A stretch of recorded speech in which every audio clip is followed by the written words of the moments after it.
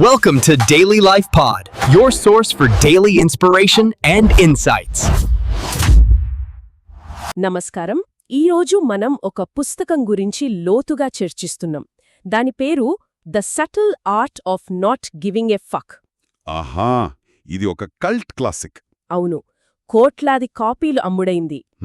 కాని అదే సమయంలో దీనిపై తీవ్రమైన విమర్శలు కూడా ఉన్నాయి. చాలా ఉన్నాయి. అసలు ప్రశ్న ఏంటంటే, ఇది నిజంగా జీవితాన్ని మార్చే గైడా, లేక తెలివిగా ప్యాక్ చేసిన ఒక వివాదాస్పద పాప్ ఫిలాసఫీనా? మంచి ప్రశ్న. దీనికి సమాధానం వెతకడానికి మన దగ్గర చాలా ఆసక్తికరమైన ఆధారాలున్నాయి. అవేమిటి? పుస్తకంలోని ముఖ్య సూత్రాలను వివరించే కొన్ని వ్యాసాలు, దాన్ని తీవ్రంగా విమర్శిస్తూ ఇది పురుషాహంకారంతో నిండి ఉంది అని చెప్పే ఒక ఆర్టికల్, రెడ్డిట్ లాంటి ఫోరంలలో సాధారణ పాఠకుల అభిప్రాయాలు, ఇంకా స్వయంగా రచయిత మార్క్ మాన్సన్ ఇచ్చిన ఒక ఇంటర్వ్యూ కూడా ఉంది. అద్భుతం. అంటే ఈ పుస్తకం కథేంటి? ఎందుకింత హిట్ అయింది? దీని చుట్టూ ఉన్న గొడవేంటి? వీటన్నింటినీ తవ్వి చూద్దాం. ఎలాంటి పక్షపాతం లేకుండా ఉన్నది ఉన్నట్లుగా విశ్లేషిద్దాం. సరే, ఇక మొదలుపెడదామా? మొదలుపెడదాం. సరే, ముందుగా ఈ పుస్తకం అసలు సిద్ధాంతమేమిటి? టైటిల్ చూసి చాలామంది ఇది దేనిని పట్టించుకోవద్దు, ఉదాసీనంగా ఉండాలి అని చెప్పే పుస్తకం అనుకుంటారు. కాని అసలు విషయం అది కాదు కదా. అస్సలు కాదు. అంటే దానికి పూర్తి విరుద్ధం. అయితే ఏంటి? ఈ పుస్తకం చెప్పేది సింపుల్.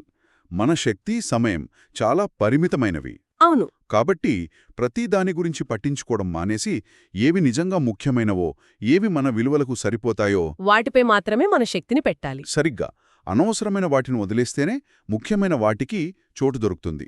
తక్కువ విషయాల గురించి కాని చాలా లోతుగా పట్టించుకో అనేది దీని సారాంశం. అయితే ఇందులో ద బ్యాక్వర్డ్స్ లా అని ఒక కాన్సెప్ట్ ఉంది. వినడానికి చాలా విచిత్రంగా ఉంటుంది. అలాన్ వాట్స్ ప్రస్తావించారు దాన్ని. అంటే మనం దేన్నైతే ఎక్కువగా కోరుకుంటామో అది మనకు అంత దూరం అవుతుందంటారు. ఇది నిజమా? అవును. దాని ప్రకారం మీరొక సానుకూల అనుభవం కోసం ఎంత ఎక్కువగా పాకులాడితే అది అంత ప్రతికూలంగా మారుతుంది. ఉదాహరణకు మీరు సంతోషంగా ఉండాలని నిరంతరం ప్రయత్నిస్తూ ఉంటే, మీరు సంతోషంగా లేరనే వాస్తవాన్ని మీరే మీకు పదే పదే గుర్తు చేసుకుంటున్నట్లు. దానివల్ల మరింత అసంతృప్తి. ధనవంతులు అవ్వాలని తీవ్రంగా కోరుకునే వ్యక్తి ఎంత సంపాదించినా తనను తాను పేదవాడిగానే ఫీలవుతాడు. ఎందుకంటే ఆ కోరికే తన దగ్గర అదింకా లేదనే ఫీలింగును బలపరుస్తుంది. ఒక్క నిమిషం. అంటే సంతోషం కోసం ఎంత ఎక్కువ ప్రయత్నిస్తే అది అంత దూరం అవుతుందన్నమాట. ఇది మనం సాధారణంగా ఆలోచించేదానికి పూర్తిగా విరుద్ధంగా ఉంది కదా. ఖచ్చితంగా. మన రోజువారీ జీవితంలో కూడా ఇది కనిపిస్తుంది. ఒక పార్టీలో అందర్నీ ఆకట్టుకోవాలని ఎంత ఎక్కువగా ప్రయత్నిస్తే అంత ఇబ్బందికరంగా ప్రవర్తిస్తాం. సరిగ్గా అదే. దాన్ని వదిలేసి సహజంగా ఉన్నప్పుడే అందరూ మనతో తేలికగా కలిసిపోతారు. అందుకే రచయిత ఏమంటారంటే, సమస్యలు లేని జీవితాన్ని కోరుకోకు, మంచి సమస్యలున్న జీవితాన్ని కోరుకో అని. మంచి సమస్యలా? అవును. అంటే మన జీవితంలో సమస్యలు తప్పవు, కాని మనం ఎలాంటి సమస్యలను ఎంచుకుంటున్నామన్నదే ముఖ్యం. పడటానికి ఇష్టపడతావు అనే ప్రశ్న వేసుకోవాలంటారు. ఎగ్జాక్ట్లీ. ఆ పోరాటమే మన జీవితానికి అర్థాన్నిస్తుంది. అంటే ఎప్పుడూ పాజిటివ్గా ఉండాలి, అంతా మంచే జరుగుతుంది అనే ఆలోచనను ఈ పుస్తకం తిరస్కరిస్తోందన్నమాట. ఖచ్చితంగా. నిరంతర సానుకూల దృక్పథం అంటే కాన్స్టెంట్ పాజిటివిటీ అనేది ఒక రకమైన పలాయనవాదం అని రచయిత వాదన. పలాయనవాదమా? అవును. కొన్నిసార్లు జీవితం దారుణంగా ఉంటుంది. దాన్ని అంగీకరించడమే ఆరోగ్యకరమైన పని. ప్రతికూల భావోద్వేగాలను అంటే బాధ, కోపం, భయం వంటి వాటిని తిరస్కరించడం వల్ల సమస్యలు పరిష్కారం కావు, అవి మరింత పెద్దవవుతాయి. నిజమే. నిజానికి నొప్పి అనేది ఒక సిగ్నల్ లాంటిది.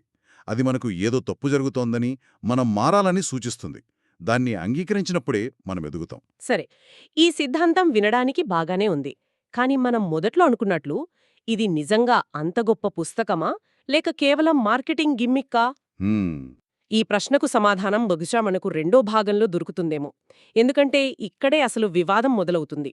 అవును, ఇక్కడే చర్చ చాలా ఆసక్తికరంగా మారుతుంది. మహీకి బెనర్జీ రాసిన ఒక వ్యాసం దీనిపై తీవ్రమైన ఆరోపణలు చేసింది. ఏమిటవి? దాని హెడ్డింగే మేల్ షావినిస్ట్ యాజ్ హెల్. అంటే ఇది తీవ్రమైన పురుషాహంకారంతో నిండిన పుస్తకమని. పురుషాహంకారమనా? అంటే రచయిత ఉద్దేశపూర్వకంగా మహిళలను తక్కువ చేసి మాట్లాడారని ఆరోపించారా? వారి వాదన అదే.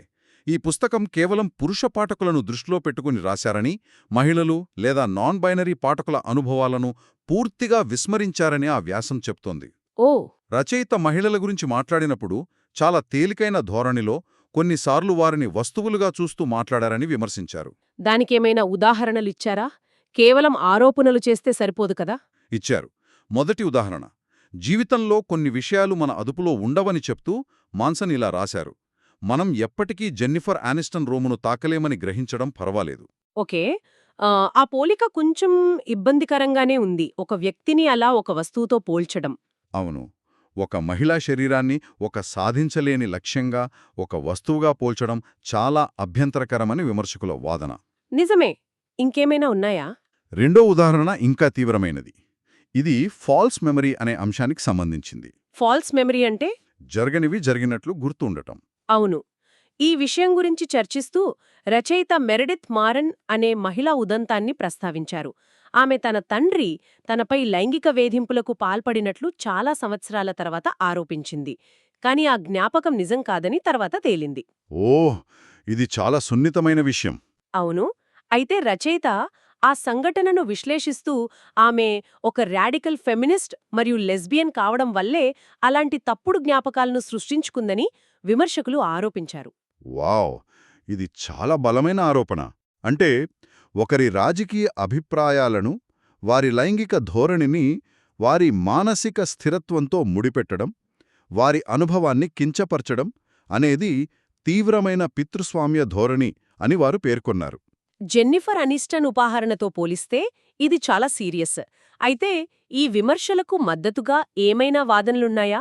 రచయితను సమర్థించిన వారెవరైనా ఉన్నారా? ఉన్నారు. ఆ వ్యాసం కింద కామెంట్స్ చూస్తే చాలామంది మాన్సన్ను సమర్థించారు. ఏమని? ఆ ఉదాహరణలను సందర్భం లేకుండా ఉటంకించారని వాదించారు. జెన్నిఫర్ అనిస్టన్ వాక్యమనేది జీవితంలో మన పరిమితులను అంగీకరించాలనే ఒక పెద్ద పాయింట్లో చిన్న భాగం మాత్రమేనని, దాన్ని భూతద్దంలో చూడకూడదని అన్నారు. చూడండి, ఇక్కడ మేం ఎవరి పక్షం వహించట్లేదు. ఆ వ్యాసంలో ఏముందో, దానికి ఎలాంటి స్పందన వచ్చిందో మాత్రమే చెప్తున్నాం. అయితే ఇదొక విమర్శకురాలి అభిప్రాయం, దానికొచ్చిన కొన్ని కామెంట్స్. కానీ రోజూ ఈ పుస్తకాన్ని చదివే వేలాది మంది సాధారణ పాఠకులేమనుకుంటున్నారు? మంచి పాయింట్. ముఖ్యంగా తత్వశాస్త్రంపై కొంచెం పట్టున్నవాళ్లు దీన్ని అంగీకరించారా? రెడిట్లో దీనిపై పెద్ద చర్చే జరిగింది కదా? అవును, రెడిట్లోనే స్టాయిసిజం అనే ఫోరంలో అయితే ఒక యుద్ధమే జరిగింది. కొందరు దీన్ని పుస్తక రూపంలో ఉన్న క్లిక్ బైట్ అని తేల్చేశారు. క్లిక్ బైట అంటే కేవలం ఆకర్షణీయమైన టైటిల్తో అమ్ముడుపోతోందని, లోపల విషయమేమీ లేదనంటున్నారా? సరిగ్గా అదే.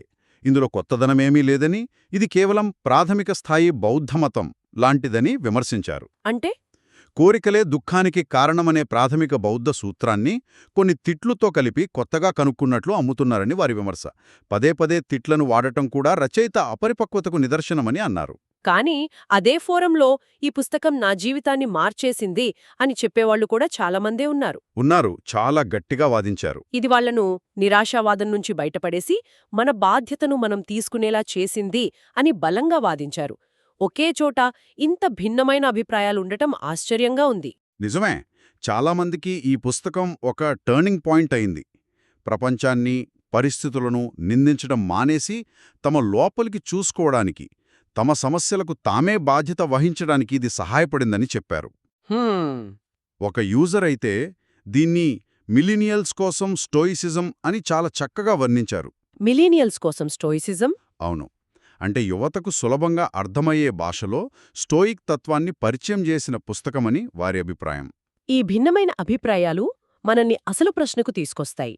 ఇంతకీ ఈ పుస్తకం రాసిన మార్క్ మాన్సన్ ఉద్దేశం ఏమిటి? అసలు రచయిత ఏమనుకుంటున్నారు? అవును, ఆయన తనను తాను ఒక తత్వవేత్తగా భావిస్తున్నారా, లేక అనుకోకుండా హిట్ అయిన ఒక బ్లాగర్గా చూసుకుంటున్నారా? ఆయన ఇంటర్వ్యూలో ఏమైనా క్లూస్ దొరికాయా? దొరికాయి. ఆయన ఇచ్చిన ఒక ఇంటర్వ్యూలో తన రచన వెనుకున్న ఆలోచనల గురించి చాలా స్పష్టంగా మాట్లాడారు. ముందుగా తన పుస్తకం టైటిల్లోని సటిల్ అంటే సూక్ష్మమైన అనే పదం చాలా ముఖ్యమని చెప్పారు. దాని అర్థం? జీవితంలో ఏది ముఖ్యమైనది, ఏది అనవసరమైనది అని గుర్తించడం అంత సులభం కాదని, దానికి చాలా స్వీయ అవగాహన అంటే మన గురించి మనకు స్పష్టత అవసరమని అన్నారు. ఆ స్వీయ అవగాహనను సాధించడం ఒక నిరంతర ప్రక్రియ అని ఆయన చెప్పారు. ఇక్కడొక ఆసక్తికరమైన విషయం ఏమిటంటే, చాలామంది ఈ పుస్తకాన్ని స్టోయిసిజంతో పోలుస్తుంటే రచయిత మాత్రం తనపై జెన్ బౌద్ధమతం ప్రభావం ఎక్కువుందని స్పష్టం చేశారు. అవును, ఇక్కడే ఒక అద్భుతమైన విషయం గమనించాలి. రెడ్డిట్లో ఎవరో ఒక యూజర్ దీన్ని ఎంట్రీ లెవెల్ బౌద్ధమతం అని కొట్టిపారేశారు కదా. అవును. కాని ఆశ్చర్యంగా రచయిత కూడా తనపై స్టోయిసిజం కన్నా జెన్ బౌద్ధమతం ప్రభావమే ఎక్కువ అంటున్నాడు. వావ్. జెన్ను ఆయన తూర్పు తత్వశాస్త్రంలో అనవసరమైన విషయాలను పక్కనపెట్టి వాస్తవాలను మాట్లాడే శాఖ అని వర్ణించారు. అంటే ఆ విమర్శ అనుకోకుండానే పుస్తకం యొక్క అసలు తాత్విక మూలాన్ని పట్టుకుంది. ఇది చాలా అరుదుగా జరుగుతుంది. తన వ్యక్తిగత అనుభవాల గురించి కూడా ఏమైనా చెప్పారా? ఈ ఐడియాలు ఆయనకు ఎలా వచ్చాయి? ఆయనకు రాయణమంటే ఒక రకమైన థెరపీ లాంటిదట. తాను వ్యక్తిగతంగా ఎదుర్కొన్నా లేదా ప్రస్తుతం ఎదుర్కొంటున్న సమస్యల గురించే రాస్తానని చెప్పారు. ఉదాహరణకు స్వీయ అవగాహన ఉల్లిపాయ అనే ఒక భావనను ఆయన పుస్తకంలో ప్రస్తావించారు. స్వీయ అవగాహన ఉల్లిపాయ?